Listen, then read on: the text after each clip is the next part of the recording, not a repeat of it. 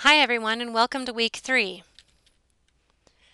So a few things that you said about how you conducted research. Most of you mentioned that you started with an interesting topic. You often looked for background information by Googling it, that you wanted to get some basics to get you started, and that oftentimes learning information from websites helped you narrow your topic. But that also included checking the website for reliability, which is definitely something that we'll cover in this class. Then a lot of you mentioned that you would ask someone who might know the answer or a bit about that topic that you're interested in. Oftentimes that means interviewing someone formally or informally or just asking your professor. You also mentioned that you like to use library resources like books and articles at some point during your research process, and that articles are a good way to help you narrow your topic because oftentimes they tend to be more specific than books. And many of you mentioned some sort of revision or reading, and then revising and then writing and doing more research, that it was this iterative process and definitely not linear. As some of you mentioned some great tips for researching in your personal life, that about.com and ask.com were useful, friends and family, and then of course other professionals like doctors.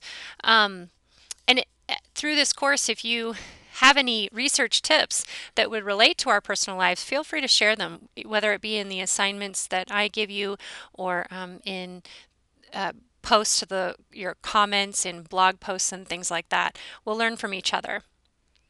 So the One University 106 objective, a course objective, is that we will reflect on and revise our research processes. So that means we have to be able to first articulate what our research process is.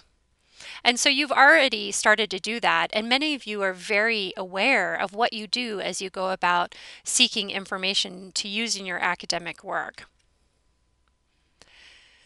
So now I'm going to give you a little overview of my perspective of a research process and also one of experts in my field.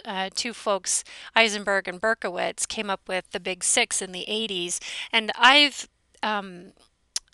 sort of taken the language of the Big Six and then tweaked it a bit so that I hope it makes sense to you. First, we need to define the task. What kind of information do I need? Am I writing a 10-page paper? Am I writing a 2-page paper? How many sources might I need? What is my research question? 2, we often determine possible sources. This is the brainstorming phase where we're thinking, okay, what discipline is most interested in my topic? Because I want to tap into researchers in a discipline who might be writing about my topic. What are the best places for me to look? Is it in the library or is it somewhere else? Locate the sources. This is when you actually go and get the source. So how do I get my hands on that thing that I need? And then even within the source, how do I find the information I need? I have this book in front of me. It seems like it's on my topic. How do I navigate this and actually locate the information that I need in this resource? So I would say that these are the first 3 steps to a research process that we can use as a model. Moving on, there are just 3 more steps, and that's why it's called the Big Six. Number 4 is read, view, and talk with the source. So if it's a person, I'd talk with them. If it's a video, I would watch it. So you actually interact with the source. And while you're doing that, you're determining as a reader, as a viewer, as a listener, what information is most useful to me. And you're maybe taking notes, you're highlighting, you're putting sticky notes, you're somehow annotating that information and determining what's most useful for you. Then you have to organize that information and present it. So you're actually using the information. You're writing informed. Your writing is informed by this new info. And you're making decisions about how you can best put that information to use in your papers and your projects. Lastly, you're reflecting and evaluating the process. You have a finished product, whether it be a paper or a PowerPoint or a presentation or a website, and you're saying, how will I do things differently? Was I as efficient as I could have been? What would I? Next, you might ask, why the library? I mean, everything's online, right? One key concept to think about is the difference between the free and the fee web. So a lot of information is freely available on the web. The New York Times is an excellent example. Just recently, they opened up their archives so that you can get to the most recent New York Times articles online for free. But you can also get articles back through the 1980s. I believe it's 1986 or 1987, which is excellent. So there is a free, reliable information on the web for sure.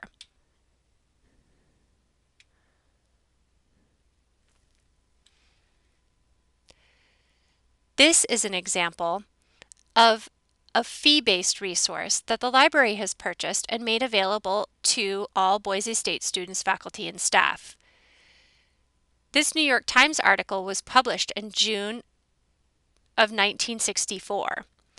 And because it's from the more historical issues of the New York Times, it's not freely available on the web. Instead, the library's purchased it, and you've helped purchase it, with your student fees, and now you have access to it 24/7 through the library.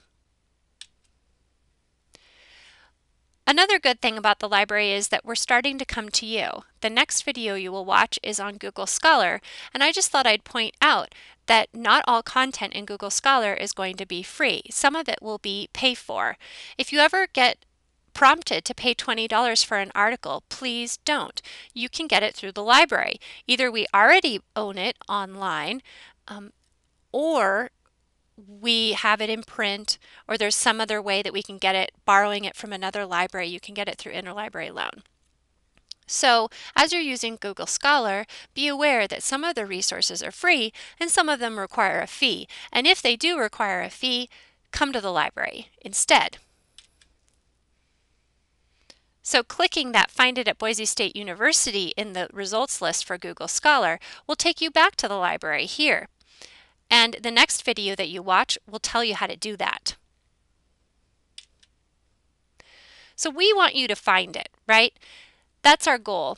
We want to help you get your hands on the things that you need to be successful in your course papers and projects. And University 106 is going to help you do that. It's pretty easy to get anxious in the library. I get lost in the stacks all the time. And it's also easy to get anxious when you're searching for information online. It's not always readily available. And sometimes I find that I can waste, a lot of time looking around, and it's not as strategic as I could be.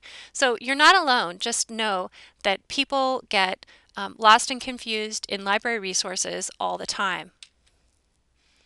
It's pretty easy as well on the web to get lost in a sea of information. When you're pressed for time, it's easy to forget that you need to evaluate the currency, the relevancy, accuracy, authority, and purpose of every single information source that you come across. And we'll be touching back on this throughout the semester. So please remember that it's your library. You can come in, ask for help if you need it, and that this is your library online as well. You don't have to be physically in the library to get help. You can chat and email and talk with librarians as well. And of course, I'm always here to help you in your papers and projects for English 102 or any of your other coursework if you have other research-related projects this semester. I look forward to working with you, and have fun watching the Google Scholar video next. I think it's pretty fun.